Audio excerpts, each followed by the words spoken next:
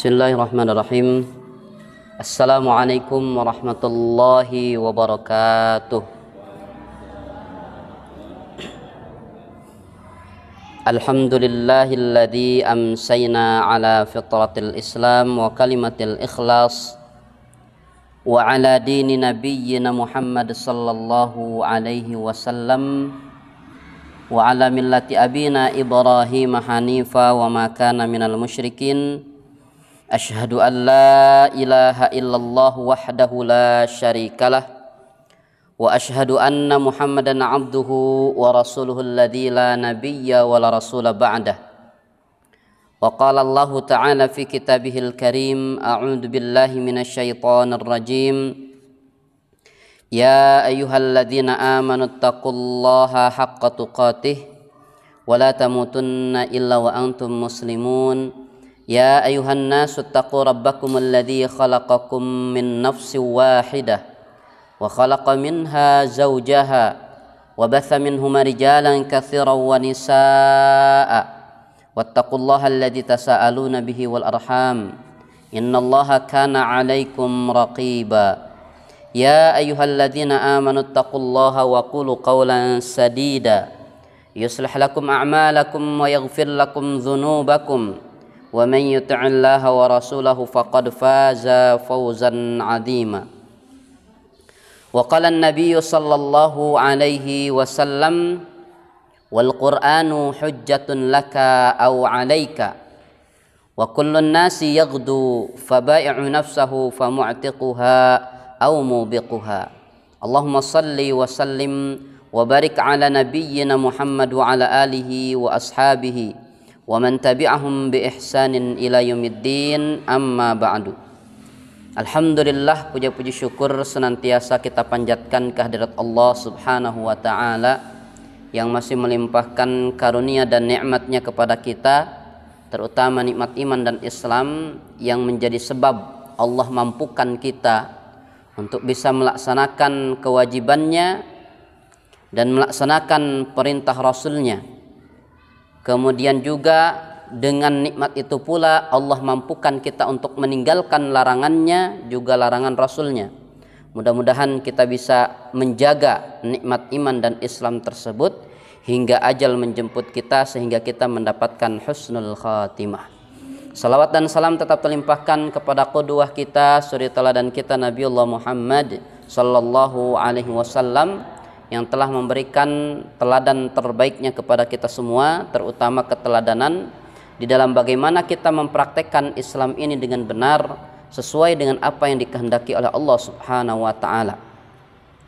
Kaum muslimin yang dirahmati oleh Allah Subhanahu wa taala, insyaallah kita akan kembali melanjutkan kajian kita, yaitu mengkaji satu kitab karya para ulama, ya, yang dimaksud karya salah satu ulama hadis dari kalangan madhab Imam Syafi'i. Beliau adalah Imam Syamsuddin Az-Zahabi, atau lebih dikenal dengan Imam Az-Zahabi, salah satu ulama hadis. Beliau dikenal ulama hadis. Beliau termotivasi untuk mengumpulkan dosa-dosa besar ini, termotivasi dengan satu ayat dalam surat An-Nisa ayat 31. A'udzubillahi minasyaitonirrajim. Kita ulang-ulang agar kemudian kita tidak lupa, ya, motivasi dari kita mengkaji kitab ini. Dalam surat An-Nisa ayat yang ke-31, Allah Subhanahu wa taala berfirman, A'udzubillahi minasyaitonirrajim, in tajtanibu kaba'ira ma tunhauna anhu nukaffir 'ankum sayyi'atikum wa nudkhilkum mudkhalan karima. Sekiranya kalian menjauhi dosa-dosa besar yang aku larang mengerjakannya, kata Allah demikian, maka Allah menyatakan nukaffir ankum sayyi'atikum. Karena sebab tidak melakukan dosa besar, Allah akan hapuskan dosa-dosa selainnya. Berarti kalau dimaksud yang selainnya, berarti dosa kecil. Para ulama itu mengatakan dosa kecilnya akan diampuni oleh Allah secara cuma-cuma, tanpa mesti ada tebusan. Tebusan-tebusan dari dosa itu, ya, diantaranya ada musibah, sakit, kesulitan hidup. Itu tebusan-tebusan dosa sesungguhnya. Selama kita masih memikul dosa, ya, maka selama itu juga bisa jadi salah satu di antaranya atau tiga-tiganya menimpa. Sebagai apa? Sebagai proses penghapusan dosa. Ya, sebagai proses penghapusan dosa itu. Kita ditimpa sakit misalkan ya, supaya tidak stres, ya, supaya tidak kemudian ngedrop apa? Nah, pikiran kita harus diarahkan bahwa ini adalah proses dihapuskannya dosa-dosa kita. Kalau kita ingatnya ke arah sana ketika kita sakit, insya Allah nggak bakalan stres, justru malah disyukuri. Sebagaimana sahabat Rasulullah bernama Abu Kilabah, beliau mensyukuri kemiskinannya, mensyukuri kecacatannya. Apa yang disyukuri itu rupanya proses tadi, proses pencucian dosa atau penghilangan dosa, penghapusan dosa, dan proses diangkatnya derajat karena kesabarannya itu. Ya, diangkat derajatnya oleh Allah ketika kita mampu sabar tatkala ada ujian dari Allah Subhanahu wa taala. Nah, jadi setiap kali kita melakukan dosa itu, ya, penghapusan dosa itu bisa berupa, bisa jadi Allah langsung hapuskan dosa tersebut, bisa jadi juga proses penghapusannya itu dengan apa? Dengan amal soleh yang kita lakukan. Tapi kalau dosa-dosa kecil itu dihapuskannya dengan diantaranya tadi, dengan kesulitan yang menimpa kita, sakit yang diderita, atau musibah yang menimpa. Ya, jadi kalau kita mendapatkan itu semua, ingatnya pada penghapusan dosa, insya Allah itu akan menjadi penyemangat atau pelipur lara, tidak menjadi stres kita ketika mendapatkan itu semua. Oh, ini alhamdulillah ada dosa yang dihapuskan. Ingat, makanya kemudian sunnah ketika kita menjenguk orang yang sakit itu, sunnahnya membacakan doa la ba'sa tahurun insyaallah, katanya.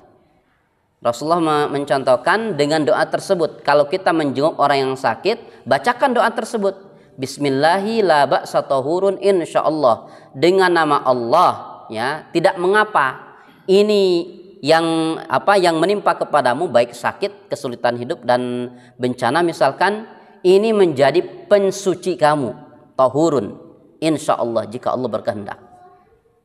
Nah, jadi kalau ingatnya ke sana, kalau ingatnya bahwa ketika kita sakit itu, oh dosa kita dihapuskan, oh insya Allah, justru kita malah bersyukur sebagaimana Abu Kilabah itu. Tapi kalau ingatnya sakit terus stres akhirnya. Nah, ini ya, makanya kemudian sakit, jangan dipikirkan sakitnya. Sulit hidup, jangan dipikirkan kesulitan hidupnya. Ya, ingat pada proses tadi, proses dihapuskannya dosa. Insya Allah jadi penyemangat hidup kita ini. Nah, kata Allah Subhanahu wa taala dalam ayat tadi, surat An-Nisa ayat 31, siapapun yang tidak melakukan dosa besar, ya, yang pertama dia akan mendapatkan jaminan dari Allah dihapuskannya dosa-dosa selainnya, dosa-dosa kecilnya itu. Sehingga ketika tidak ada dosa lagi dalam diri kita, insya Allah nggak bakal mendapatkan sakit, nggak bakal mendapatkan kesulitan hidup, nggak bakalan mendapatkan bencana, insya Allah ketika tidak ada dosa. Nah, selama dosa masih ada, ya siap-siap saja menghadapi itu semua. Makanya ada cerita ini, ada cerita begini. Kok saya sakit-sakitan terus ya? Kita tanya, sering olahraga enggak? Olahraga sering. Minum vitamin juga sering. Makanannya pola makan, oh kita makan yang sehat-sehat saja. Terus apa? Ternyata ketika ditelusuri, oh ada satu ternyata yang mungkin tidak disadari. Apa? Dia suka minjem uang ke rentenir. Oh ya, terbaca sudah, ya. Dia dosanya apa, Bu? Pak? Riba itu. Riba itu kan ngeri banget itu ya, dosanya itu. Dosa besar yang kemudian tidak ada dosa-dosa besar itu yang Allah nyatakan perang terhadap pelakunya kecuali riba itu. Nauzubillahi min dzalik itu. Nah, sampai kemudian begini, ya, kita sampaikan berapa banyak utangnya. Ya, nggak banyak-banyak amat sih hutangnya itu, 25 juta. Ya, kalau menurut kita ya banyak juga segitu ya. 25 juta ya besar juga lah, ya. Berapa bunganya dari situ? Dia nggak pernah ngitung, ya. Kalau dikalkulasikan ya hampir ada setengahnya itu. Ya. Maka kemudian kita nasihatkan setelah hutang ini selesai jangan minjem-minjem lagi. Kenapa? Justru sakit ini itu datang dari dosa itu. Selama kita masih, kalau bahasa Sunda, ngagugulung keneh dosa, siap saja menghadapi tadi. Kalau tidak sakit mendapatkan musibah, kalau tidak dapat musibah kesulitan hidup nanti. Jalan usahanya itu, tapi hasilnya nggak terasa. Keuntungan besar nih hari ini, wah besar nih. Tiba-tiba geletuk, anaknya sakit. Akhirnya apa? Uang yang besar itu tiba-tiba habis untuk berobat. Ya, dia nggak menikmati itu uang hasil usahanya itu. Kenapa? Tidak ada berkah itu. Ya, dapat lagi keuntungan yang besar. Sehari kita mendapatkan 50 juta. Tiba-tiba dibobol maling itu. Ya, dibobol maling itu, raib uangnya semuanya. Ya. Tanda keberkahan itu begitu. Harta itu secara nominal besar tapi tidak bisa dinikmati. Ya. Atau ketika dinikmati tidak terasa itu nikmatnya. Itu tanda suatu harta itu tidak diberkahi. Dan harta itu dikategorikan tidak mendapatkan berkah Allah Subhanahu wa taala apa? Berat untuk digunakan di jalan Allah. Berat untuk dijadikan sebagai fasilitas ibadah. Harta besar itu. Ya. Harta besar nih mau infak di hari Jumat 100.000 seakan berat sekali. Ya. Seolah-olah 100.000 kalau di masjid itu seolah-olah besar sekali. Giliran dibawa ke mall nggak ada nilainya, dikit banget 100.000 kan begitu. Ya. Nah, ketidakadaan berkah harta itu ya, dilihat dari situ. Ketika dipakai untuk ibadah berat luar biasa. Karena ketika harta itu mendapatkan berkah Allah Subhanahu wa taala, dia akan mudah untuk digunakan dalam beribadah. Dalam amal soleh itu akan mudah sekali digunakan. Baik, kita kembali lagi. Maka selama ada dosa yang kita pikul, selama itu pula siap-siap kita menghadapi proses-proses tadi, penghapusan dosa itu. Ya, makanya bersyukur ketika Allah masih memberikan kesempatan kita untuk menghapuskan dosa dengan cara-cara tadi itu, bersyukur itu. Sakit, alhamdulillah ya Allah, jadikan sakit ini sebagai penggugur dosaku. Begitu doanya, supaya tidak stres itu.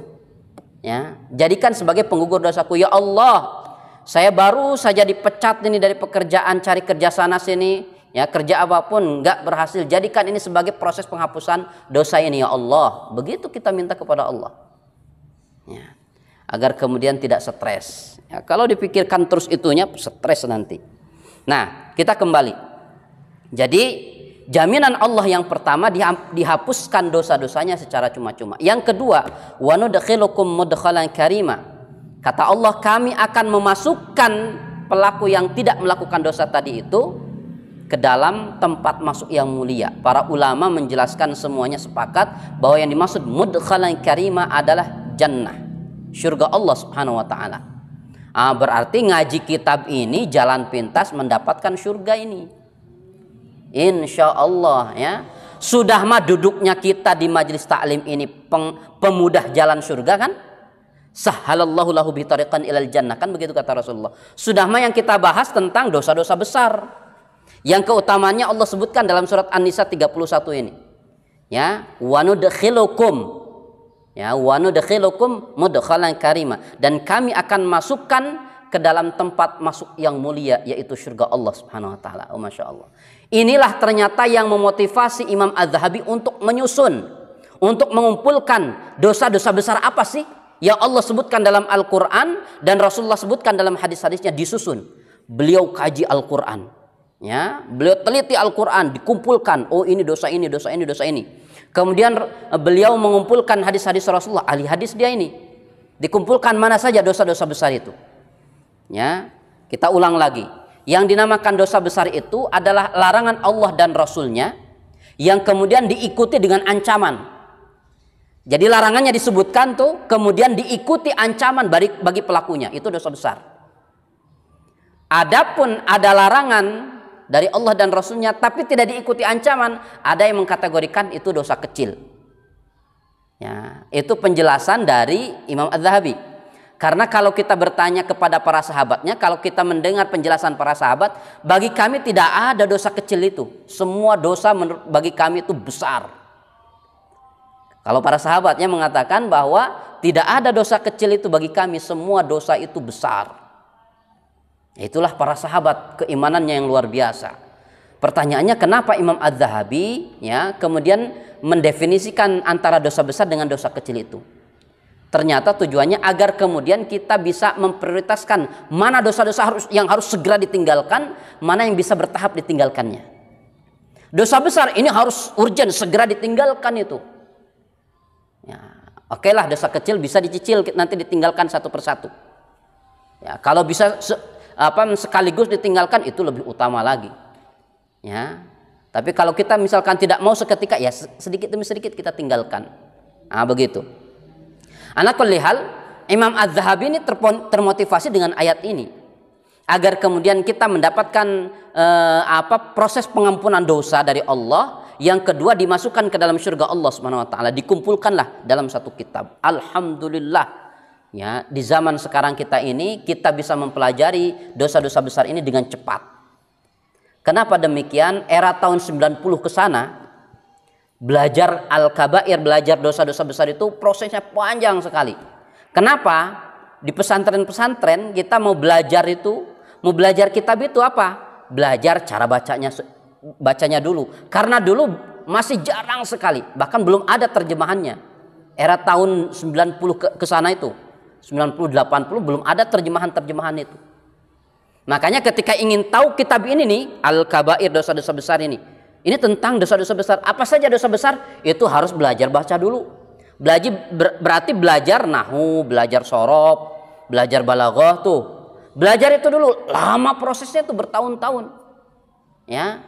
Kemudian setelah belajar cara bacanya, belajar menerjemahkan perkata, kosakata dihafalkan, lama juga tuh.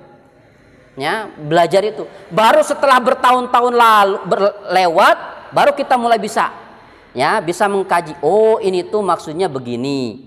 Oh, ini tuh ternyata syirik itu, yang dimaksud syirik itu begini. Oh, membunuh yang dilarang itu begini. Membunuh yang dikategorikan dosa besar itu begini. Oh, ternyata riba itu begini dan begitu. Baru kita paham. Tapi hari ini alhamdulillah, oleh karena kemajuan zaman, banyak para ulama yang kemudian melakukan penterjemahan dari kitab-kitab Arab ke bahasa kita. Ini sebuah kemajuan yang luar biasa. Kita dengan mudah mengkaji kitab ini dengan cepat, langsung kita baca, dijelaskan itu, dialihkan ke dalam bahasa kita. Nah, ini merupakan sebuah karunia dari Allah Subhanahu wa taala, sehingga hari ini tidak ada istilahnya kemudian umat Islam itu kemudian ketinggalan ilmu pengetahuan. Karena semua serba sudah diterjemahkan. Bahkan kitab-kitab tebal pun sudah diterjemahkan oleh para ulama.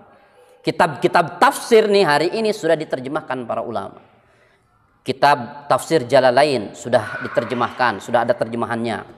Ibnu Katsir sudah ada terjemahannya, Imam Al-Maraghi sudah ada terjemahannya, Sahih Bukhari, Sahih Muslim, ya, Sunan Tirmidzi, Sunan An-Nasai, sudah ada terjemahannya semua. Serba mudah hari ini. Tinggal kita mau baca atau mau dengarnya.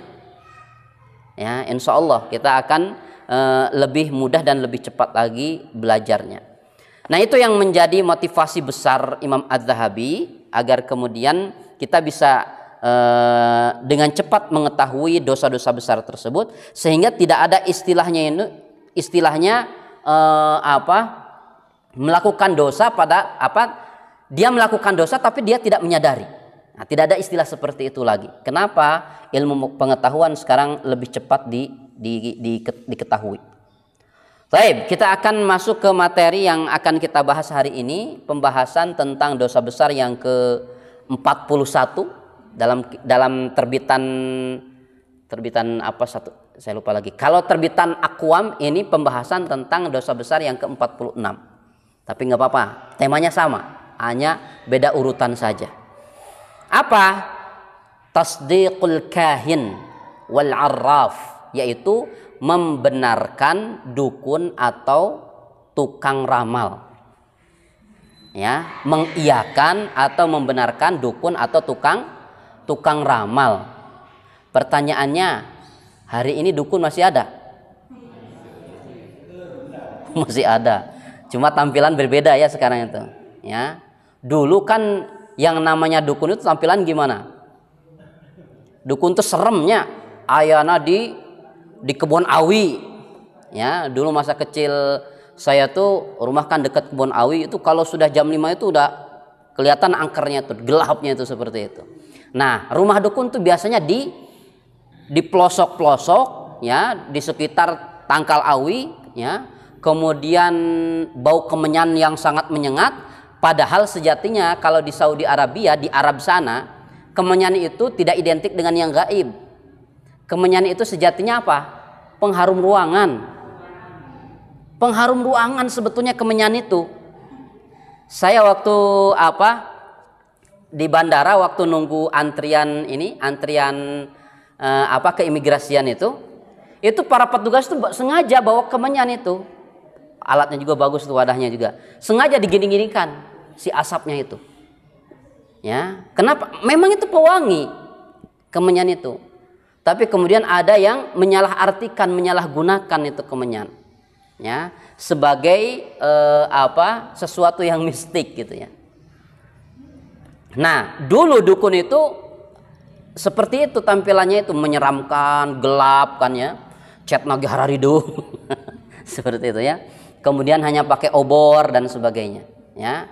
Tapi hari ini dukun hari ini beda sekarang. Dukun hari ini bertransformasi. Hari ini rumahnya mewah dukun itu.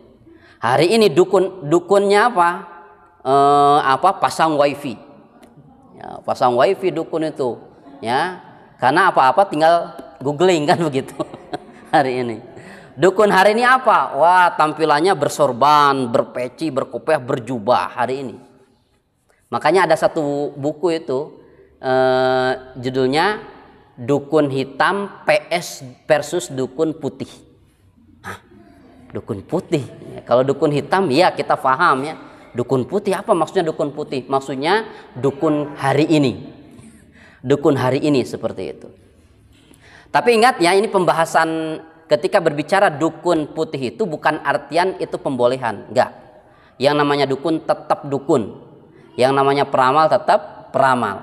Pertanyaannya, apa yang dimaksud dengan dukun? Apa itu dukun? Apa itu peramal?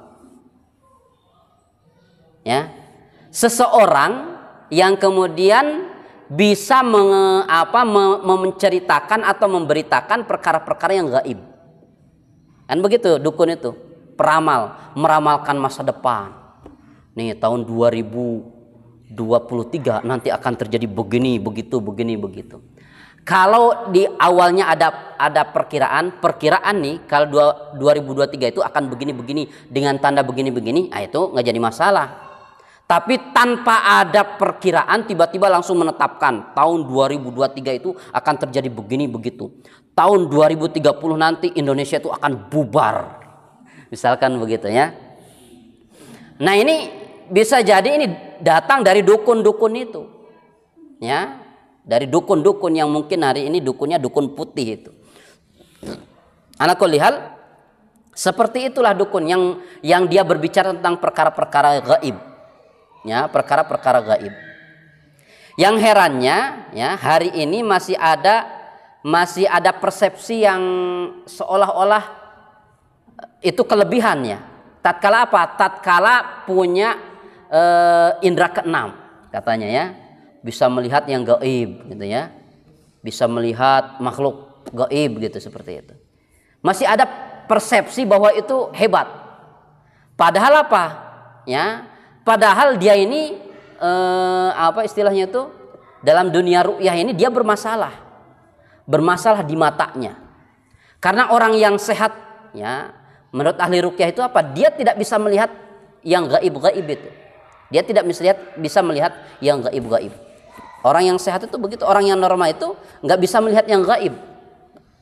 Nah, berarti orang yang kemudian melihat yang gaib ada masalah di matanya. Dan memang para ahli ruqyah itu mengatakan di matanya itu ada jin yang mengendalikan matanya. Di matanya itu jin ada yang tinggal di matanya itu kemudian mengendalikan mata, sehingga kemudian sering melihat perkara-perkara yang gaib. Saya pernah mendampingi ahli ruqyah maksudnya ikut menemani karena memang diminta ke daerah Cianjur. Kita ketemu dengan satu keluarga, memang orang tuanya sering bermasalah itu sering mimpi buruk. Mimpi buruknya itu didatangi ular mah, digigit kalajengking mah. Ini tanda-tanda mimpi seperti ini, tanda-tanda diganggu oleh jin. Kemudian yang paling mengerikan apa? Anak putrinya yang masih usia 7 tahun itu dia punya teman gaib sendiri. Punya teman gaib. Itu dia sering main itu kalau sudah lewat maghrib. Kalau sudah lewat maghrib itu tiba-tiba dia menyendiri aja, ngobrol dia ini.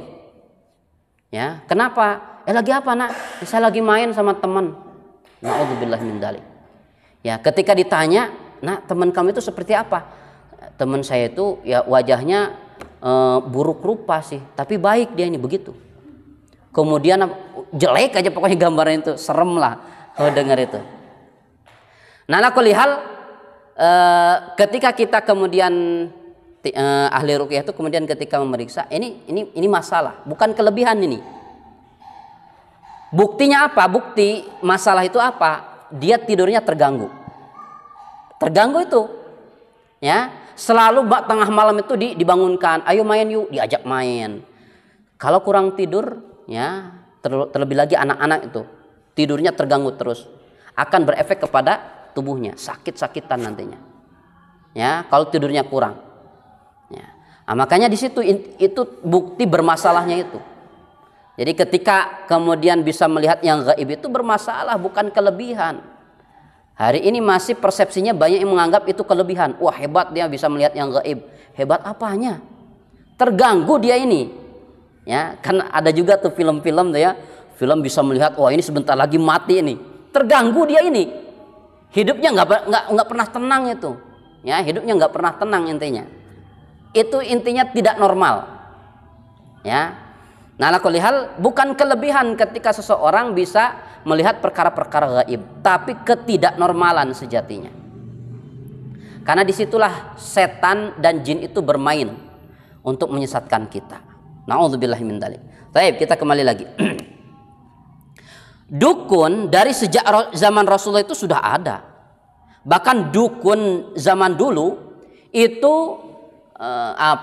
ramalannya banyak terjadi. Dulu sebelum surat Al-Mulk ayat yang kelima turun.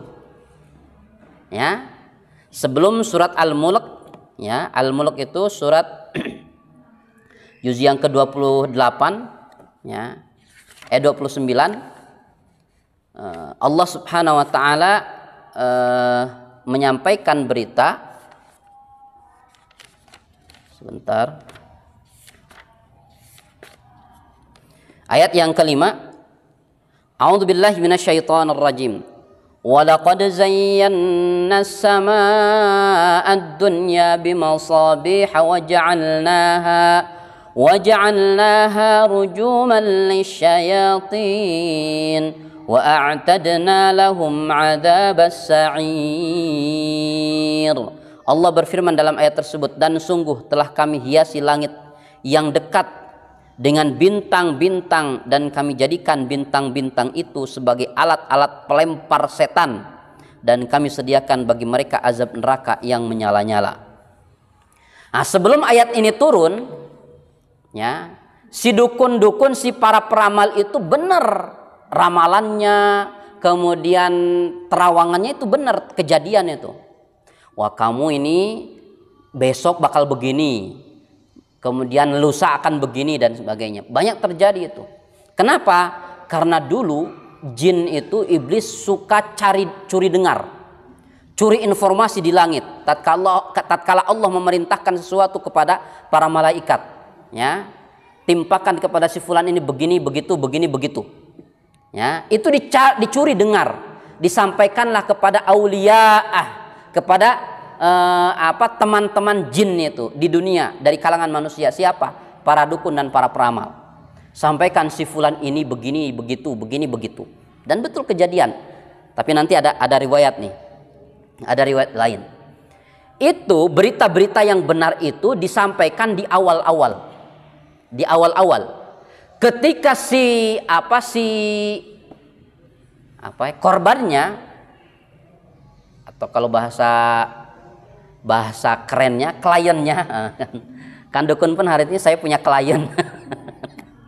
Ya, seperti itu. Ketika si kliennya itu sudah percaya banget sama si dukun itu, sudah. Nanti kemudian dicampuri dengan kedustaan. Nanti ada hadisnya. Ya. Kenapa? Karena memang kalau bahasa hari ini tidak ada makan siang yang gratis. Iblis itu menyampaikan berita-berita gaib kepada manusia tidak mungkin tanpa tujuan. Tidak mungkin tanpa tujuan. Pasti ada tujuannya. Apa tujuannya? Apa tujuannya? Menyesatkan manusia. Menyesatkan manusia. Ya, ini tujuannya. Iblis dan setan itu kemudian membantu manusia, kalau bahasanya itu. Membantu manusia itu tidak gratis, ya. Makanya kemudian kita harus harus hati-hati nih dengan syarat-syarat yang disampaikan oleh dukun-dukun yang sejatinya dari jin itu. Ya. Nah, Imam Az-Zahabi mengawali pembahasan tentang tema ini, tentang membenarkan dukun atau ramal, ini merupakan dosa besar, ya. Itu mengambil satu ayat dalam surat Al-Isra ayat yang ke-36. Surat Al-Isra surat yang ke-17 ayat yang ke-36. Allah Subhanahu wa taala berfirman, "Wa la taqfu ma laysa laka bihi 'ilm. Inna as-sam'a wal basara wal fu'ada kullu ulaika kana anhu mas'ula." Allah berfirman, dan janganlah kamu mengikuti sesuatu yang tidak kamu ketahui, karena pendengaran, penglihatan dan hati nurani semua itu akan dimintai pertanggungjawabannya. Inna as-sam'a wal basara wal fu'ad kullu ulaika kana anhu mas'ula. Nah, di sini Allah Subhanahu wa taala menyatakan bahwa pendengaran, penglihatan yang itu sering dijadikan sebagai media si dukun berkomunikasi dengan si jin itu melalui bisikan-bisikan. Ya, melalui bisikan-bisikan. Maka hati-hati ketika ada orang yang suka mendengar bisikan-bisikan aneh. Bukan dari istrinya, bukan ada suaminya, bukan dari anak-anaknya. Ya, sesuatu yang nggak dilihat, tapi tiba-tiba ada bisikan-bisikan. Hei, hati-hati tuh ya. Ketika ada bisikan-bisikan, ya minimal apa? Minimal setan hadir untuk menakut-nakuti kita. Supaya apa? Tadinya bangun jam 3, tadinya mau tahajud, jadi sieun. Kira-kira apa? Kira-kira jadi nggak tahajud nak? Kan nggak. Minimal begitu. Nggak jadi sieun dikurubun deui atau tibra deui. Minimal seperti itu.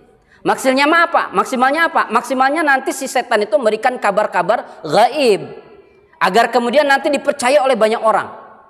Tuh, sampaikan ke si fulan bahwa besok dia akan begini dan begitu. Ya, hati-hati. Oh, yang dapat bisikannya kok ahli ibadah?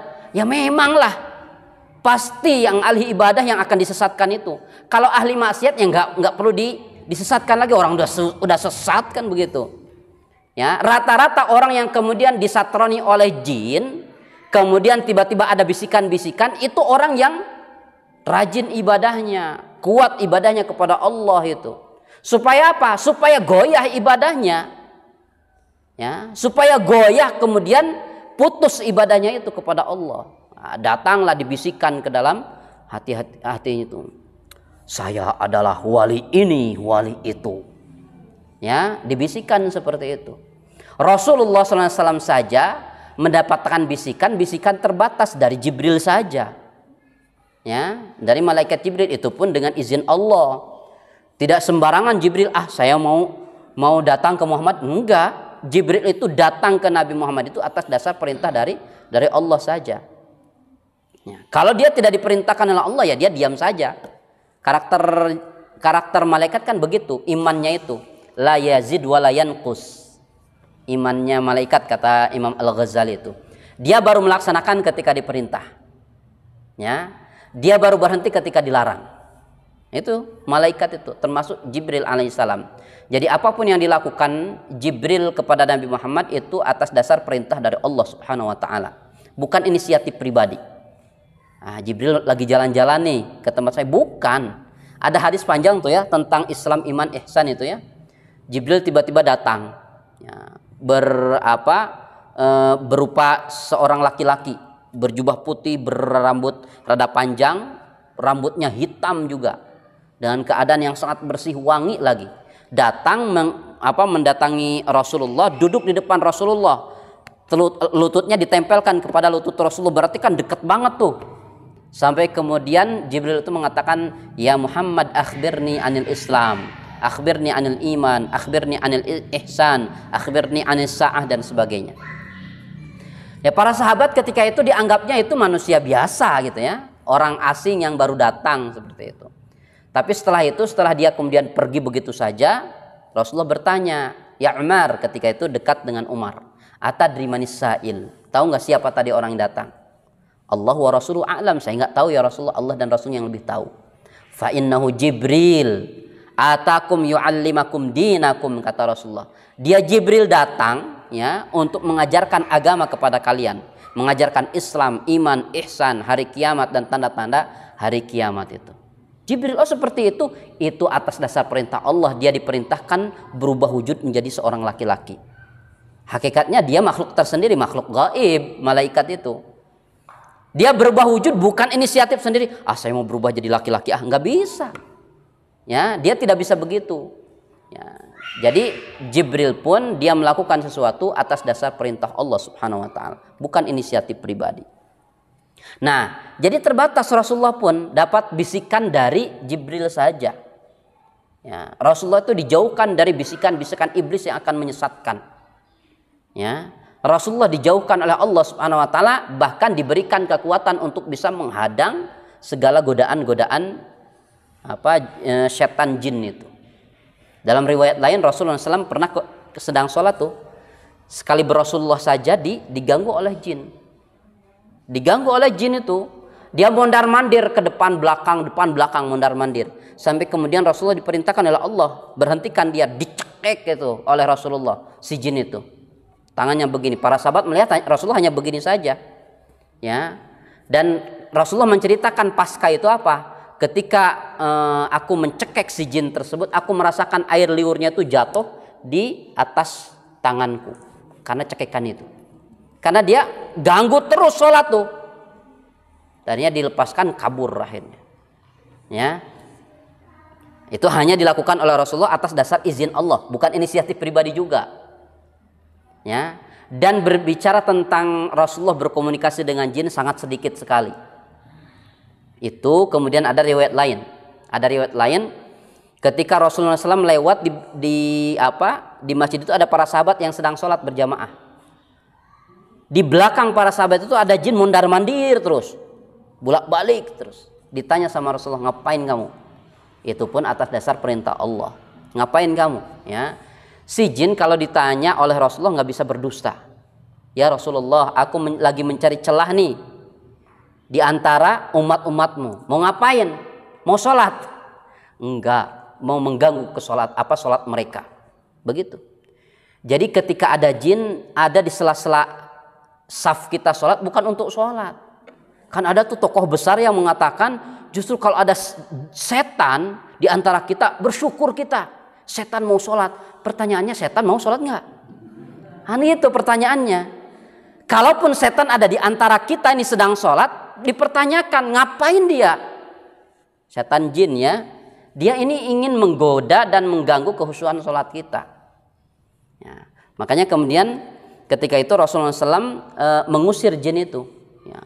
Pergi dia ini. Ya. Nah, ala kulli hal Rasulullah pun komunikasi dengan jin itu sangat terbatas sekali, karena dia tidak bisa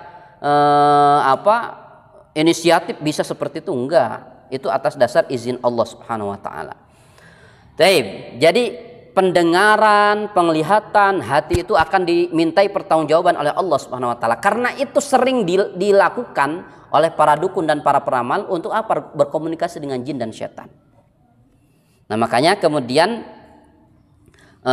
Imam Al-Kalbi mengatakan, maksudnya janganlah engkau mengatakan apa yang engkau tidak mempunyai pengetahuan tentangnya. Maksudnya tentang yang gaib.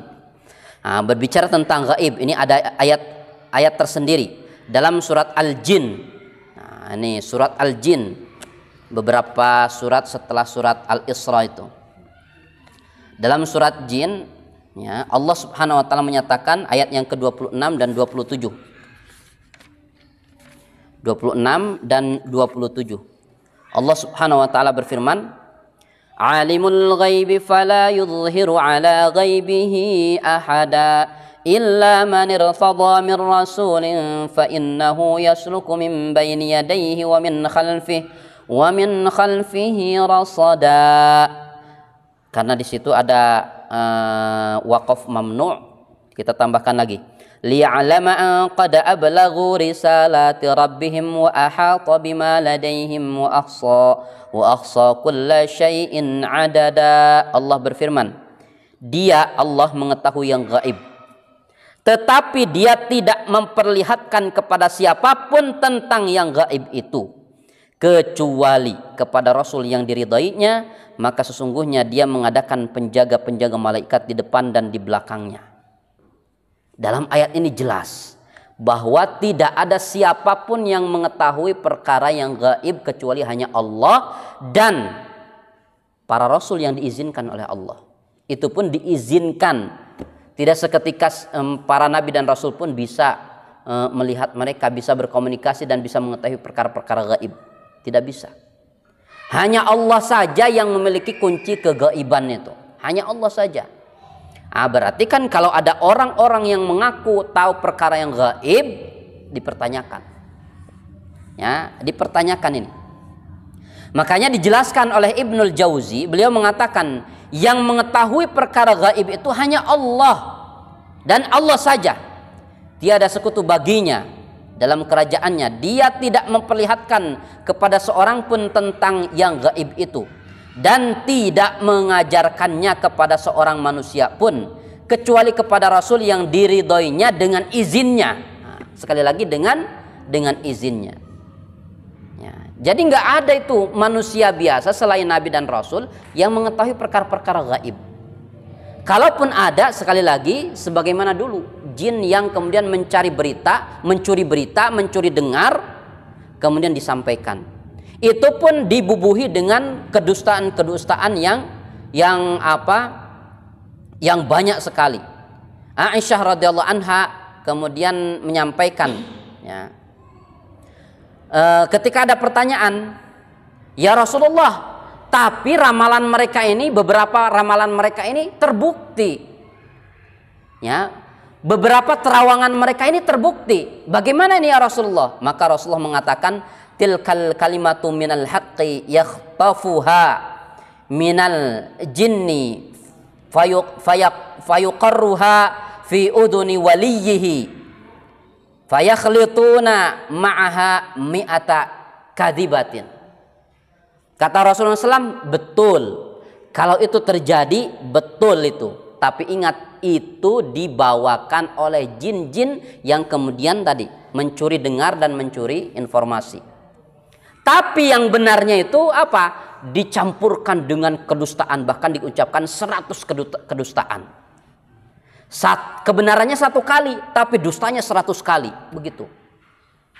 Karena memang sekali lagi tidak ada makan siang yang gratis. Iblis itu menyampaikan berita nggak gratis begitu saja, enggak. Ada tujuannya untuk menyesatkan manusia. Itu ya, untuk menyesatkan manusia. Makanya kemudian Rasulullah SAW meskipun demikian jangan percaya perkara gaib dari manusia biasa. Ya, termasuk mereka yang mengaku-ngaku sebagai wali lah, mengaku sebagai ahli agama dan sebagainya. Kalau berbicara tentang perkara gaib yang tidak ada nasnya, kalau ada nasnya, ada dalilnya, dan itu berdasarkan pada dalil yang nggak jadi masalah. Contoh misalkan berbicara tentang akhir-akhir zaman nih, tanda-tanda akhir zaman, itu kan perkara-perkara gaib nih, ya. Dajjal akan datang? Pasti. Ahlus sunnah wal jamaah meyakini adanya Dajjal itu pasti datang. Tapi kan sampai detik ini tidak bisa memastikan Dajjal itu kapan datangnya, tahun kapan, ya, hari mana, datangnya kemana dulu, kan nggak ada yang tahu tuh. Nah, itu jadi kegoiban yang diberitakan oleh Rasulullah pun tidak detail, hanya umum saja. Coba lihat riwayat-riwayat tentang akhir zaman. Itu kan sejatinya perkara yang gaib, tapi tidak detail. Akan terjadi dukhan. Kan kita nggak tahu dukhan itu terjadinya kapan. Terus prosesnya bagaimana? Ya, intinya akan terjadi dukhan. Rasulullah sampai mengingatkan, ketika sedang terjadi dukhan itu, tutup semua pintu rumahmu, tutup jendela, tutup pintu itu. Kemudian kamu tutup dengan selimut. Perbanyak zikir kepada Allah Subhanahu wa taala. Itu pesan Rasulullah demikian. Ketika nanti terjadi dukhan. Dukhan itu apa? Kalau dari sisi bahasa, dukhan itu asap. Asap nanti yang menyeliputi dunia. Asap itu timbul dari mana? Wallahu a'lam, kita tidak tahu. Meskipun para ahli astronomi, ya, memberikan informasi, ya, tahun-tahun ke depan itu akan terjadi tubrukan batu-batu meteor. Beberapa kali NASA pernah memberitakan ada batu meteor yang akan menubruk bumi. Tapi kemudian gagal karena katanya dihancurkanlah dan sebagainya. Ya. Ala kulli hal, apakah kemudian dukhan itu terjadi dengan benturan benda luar angkasa dengan bumi? Wallahu a'lam, kita tidak tahu. Ya, apakah kemudian meledaknya gunung-gunung Merapi? Wallahu a'lam, kita pun tidak tahu. Ala kulli hal, Allah dan Rasulullah mengabarkan tentang perkara gaib ini tidak detail, global. Ya, tidak detail, bahkan waktunya pun tidak diberitahu. Yang penting akhir zaman saja. Kita yakin nggak kalau kita berada di akhir zaman ini? Harus yakin, pasti kita berada di akhir zaman ini. Wong di zaman Rasulullah saja sudah dikategorikan akhir zaman. Rasulullah itu diutus kan, ya, Rasul akhir zaman disebutnya itu. Dia diutus di akhir zaman, apalagi kita di hari ini lebih di penghujung lagi akhir zaman itu. Maka tanda-tanda hari kiamat itu akan semakin banyak kejadian. Terbukti juga nih apa yang Rasulullah sampaikan dulu, bahwa kalian nanti, kata Rasulullah kepada para sahabat, kalian maksudnya bukan sahabat tapi umatnya Rasulullah, kalian itu nanti di akhir zaman akan menjadi hidangan yang diperebutkan oleh orang-orang yang lapar. Ini makna kiasan ini. Makna kiasan maksudnya apa? Nanti Islam dan kaum muslimin itu akan dijadikan komoditi. Ya, Islam dan kaum muslimin itu akan dijadikan komoditi nanti, mencari keuntungan. Nah, ini tahun-tahun dekat pemilu. Ya, tahun-tahun dekat pemilu. Apa yang terjadi? Mendadak Islami kabeh para pejabat itu. Yang tidak pernah berkerudung tiba-tiba berkerudung. Yang tidak pernah baca Al-Quran hari ini baca Al-Quran. Yang tidak pernah ngaimaman sholat dipaksa-paksa, ngapalkeun heula. Yang tidak pernah sholawatan hari ini ramai-ramai ngapalin sholawatan. Ya, kenapa? Mencari suara umat Islam. Kan begitu. Udah dapet tuh suaranya, apa? Dilupakan umat Islamnya. Ini salah satu gambaran ungkapan Rasulullah tadi, bahwa kalian nanti akan menjadi sebuah hidangan yang diperebutkan oleh orang-orang yang lapar. Maksudnya apa? Itu kiasan bahwa nanti kalian akan dijadikan komoditi. Diambil keuntungan, setelah dapat keuntungan ditinggalkan begitu saja. Kan begitu. Na'udzubillah min dzalik. Ya, makanya kemudian jangan sampai kita jadi komoditi itu. Diperas terus kita ini. Ya. Kita harus punya izzah, kita harus punya kemuliaan. Bukan artian kemudian kita curigai semua pejabat, enggak juga. Enggak gitu-gitu amat juga, ya. Maksudnya kita tetap memiliki kemuliaan dengan keislaman ini, ya, seperti itu. Nah, itu pun kan tidak detail oleh Rasulullah disebutkan. seperti apa terjadinya ketika kondisi seperti itu.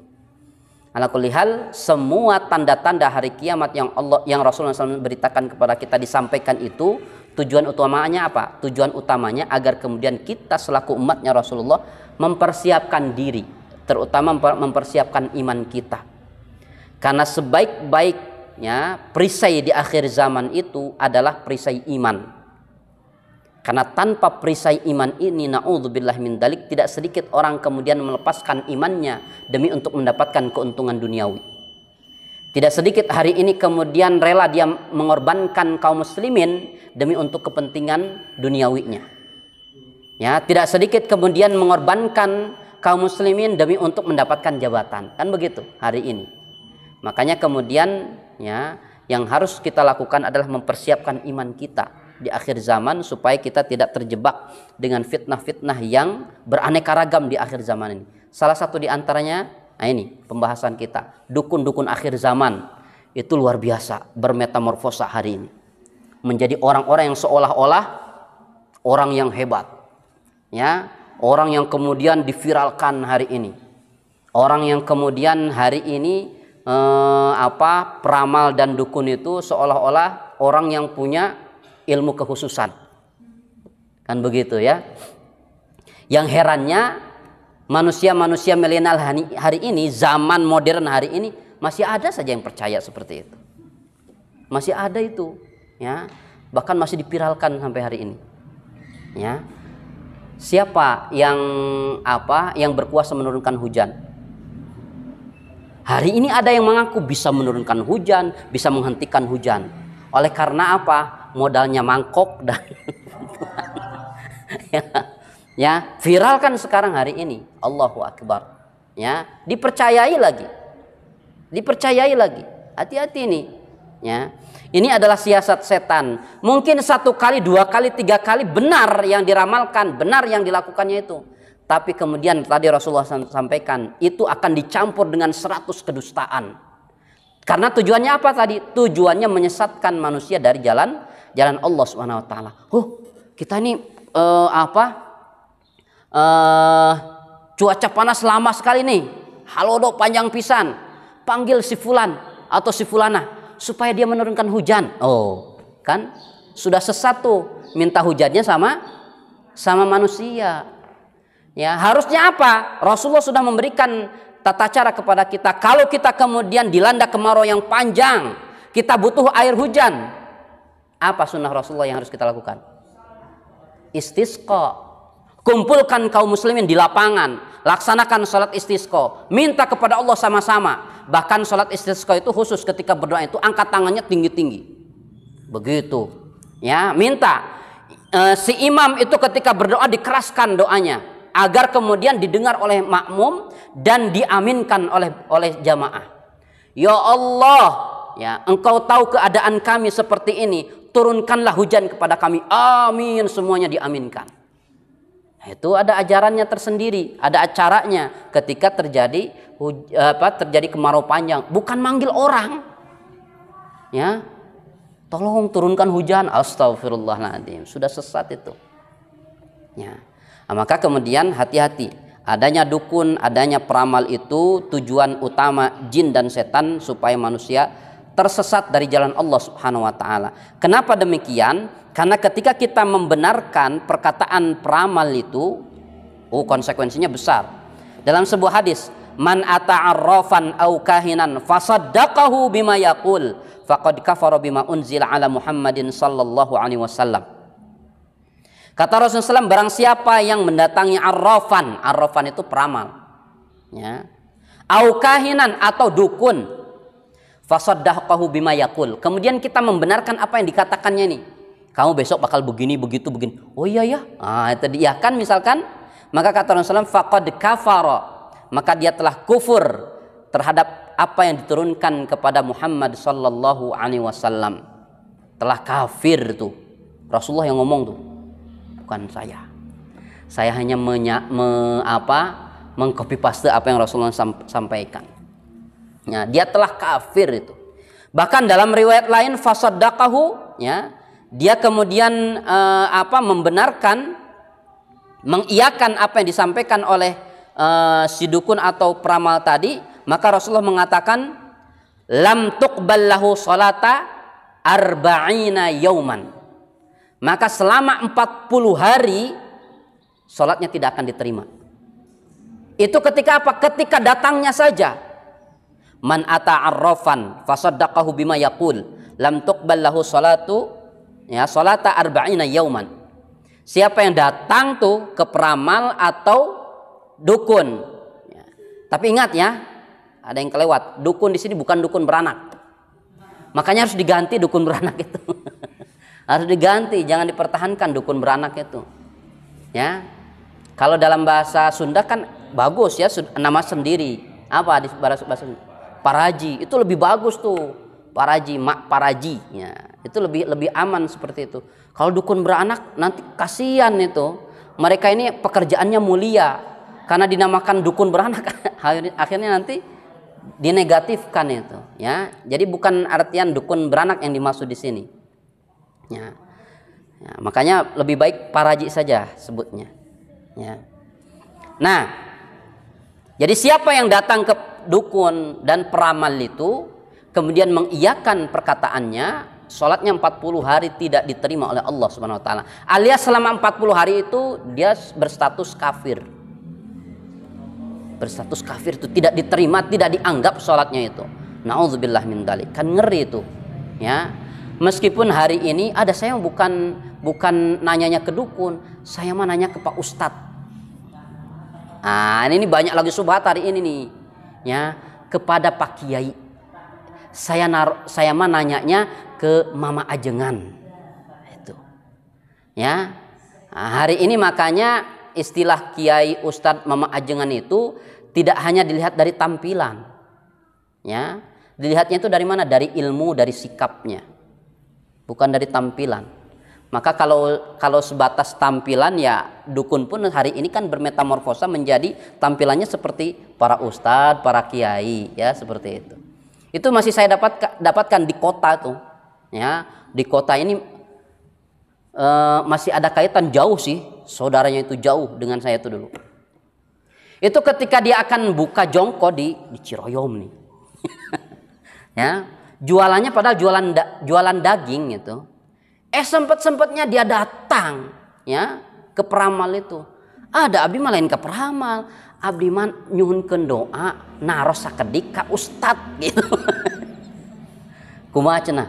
Pokoknya nama kalau mulai dagang itu ada pantangan hari tertentu untuk begini dan begitu. Eta teh dukun. Kalau ada syarat-syarat yang aneh-aneh itu tuh dukun, ya. Kalau kemudian dia kemudian menganjurkan apa? Kalau mau buka usaha itu minta dulu sama Allah, berdoa. Kalau mau syukuran dulu silahkan syukuran. Infak sedekah sok undang tetangga-tetangga kasih makan itu. Silahkan kalau seperti itu. Nah, itu benar Ustadz kalau begitu mah.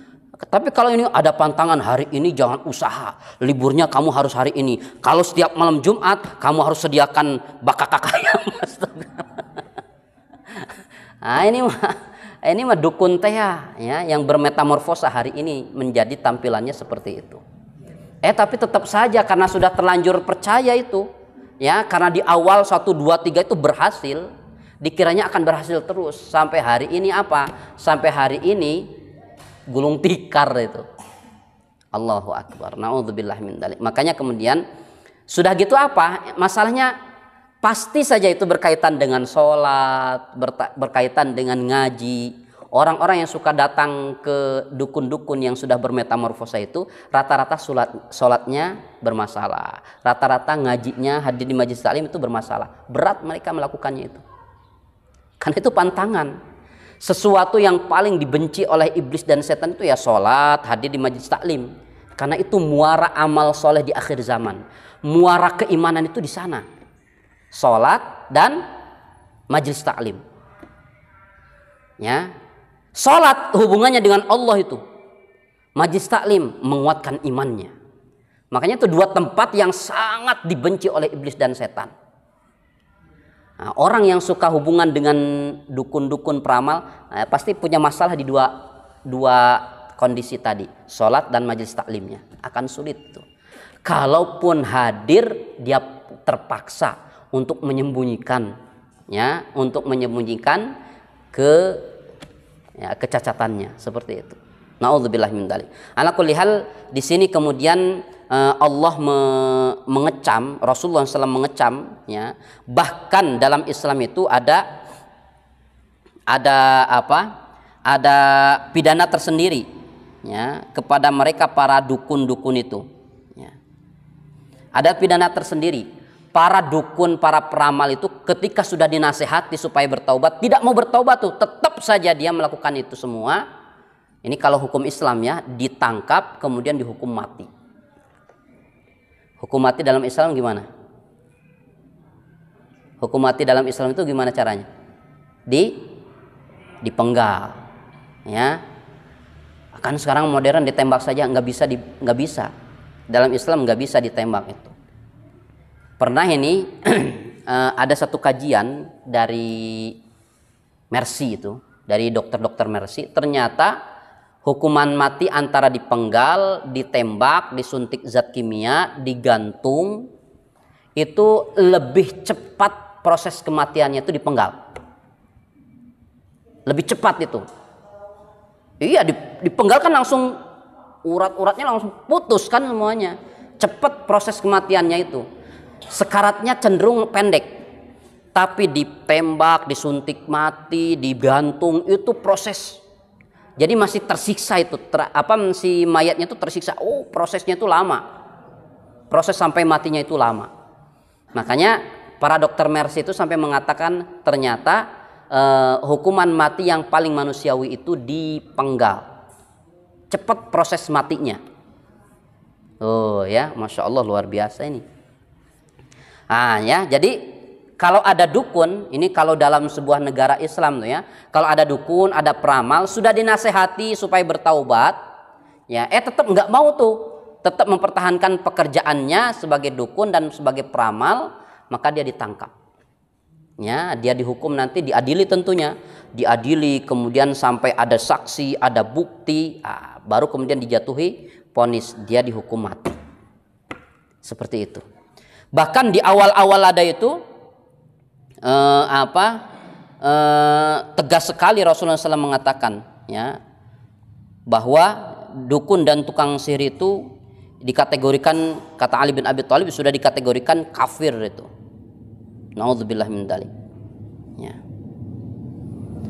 Makanya kemudian mempercayai dukun dan peramal ini dikategorikan dosa besar karena ancaman yang cukup serius, ini dikategorikan kafir nanti. Nauzubillah min dzalik.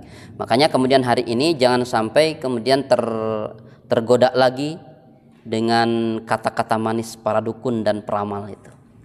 Ya, hati-hati, mereka hadir sebagai tangan kanan iblis. Mereka hadir sebagai pembantu-pembantu para jin setan yang berusaha untuk menyesatkan manusia. Meski sejatinya tidak semua jin, ya, kafir semuanya. Tidak semua jin kafir. Ada di antara jin itu yang sama dengan kita, muslim, beribadah kepada Allah, sibuk dengan ibadah, dengan amal soleh. Ada juga seperti itu. Tapi jin pengikutnya iblis yang berusaha ingin menyesatkan manusia itu akan melakukan kerjasama dengan manusia-manusia yang berprofesi dukun dan peramal. Makanya sekali lagi, jangan percaya, jangan tertipu dengan, ya, ramalan-ramalan mereka. Kalaupun di ramalan pertama, kedua benar, nanti setelahnya akan terjadi kedustaan-kedustaan yang banyak. Nauzubillah min dzalik. Yang mengerikan itu tatkala mengiyakan mereka, iman kita yang terancam ini. Itu yang paling membahayakan, itu imannya kita yang diancam dan tidak diakui oleh Allah Subhanahu wa taala. Nauzubillah min dzalik. Makanya sudah iman saja kepada Allah Subhanahu wa taala. Ikuti ketetapan Allah dan Rasulnya, ikuti sunnah-sunnah Rasulullah SAW. Insya Allah kita aman.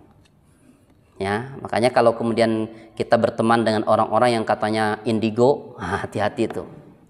Wah, hebat ini mah, bukan hebat, sekali lagi. Ya, bermasalah itu hidupnya. Makanya mesti diruqyah. Termasuk kata ahli ruqyah itu, kalau kita sering dengar ada bisikan-bisikan gaib itu ada bermasalah di telinganya. Kalau kita sering lihat perkara-perkara yang gaib itu, kita lihat yang gaib tapi yang lain enggak. Nah, itu di matanya ada masalah. Ada jin yang kemudian mengendalikan mata kita, ada jin yang mengendalikan telinga kita. Mesti diruqyah. Mesti kemudian dibentengi dengan zikir-zikir dan doa-doa kepada Allah Subhanahu wa taala. Tapi ini saja mungkin yang bisa disampaikan. Dosa yang kita bahas, membenarkan dukun dan peramal adalah dosa besar yang bahkan bisa diponis kufur ketika mengiyakan dan membenarkan ramalan dan terawangannya. Ya, perkara-perkara yang gaib hanya diketahui oleh Allah, dan kunci-kunci gaib hanya Allah saja yang tahu. Kalaupun ada manusia, itu pun dari kalangan Nabi dan Rasul dengan izin Allah, bukan sekehendaknya sendiri. Yang benar datanya dari Allah Subhanahu wa taala, yang keliru datanya dari pribadi saya sendiri yang masih dibelenggu oleh godaan syaitan. Kita senantiasa beristighfar, memohon ampunan Allah, memohon bimbingannya agar kita diistiqomahkan di atas jalan Allah ini. Saya senantiasa mengajak dan menghimbau kepada kaum muslimin semua, doakan ya negeri kita yang menjadi tempat tinggal kita dengan doanya Nabi Ibrahim. Rabbi ij'al hadza baladan amina. Ya Allah, jadikan negeri ini negeri yang aman. Mudah-mudahan ini bentuk perhatian kita terhadap negeri ini. Jangan cuek dengan negeri kita ini. Ya, berikan perhatian minimal dengan doa tadi. Minta kepada Allah, ya Allah, jadikan negeri kami ini negeri yang aman. Kalau aman kan kita pun leluasa beribadah kepada Allah Subhanahu wa taala. Kan kalau rusuh kan na'udzubillah, kita pun mungkin ibadah akan terganggu.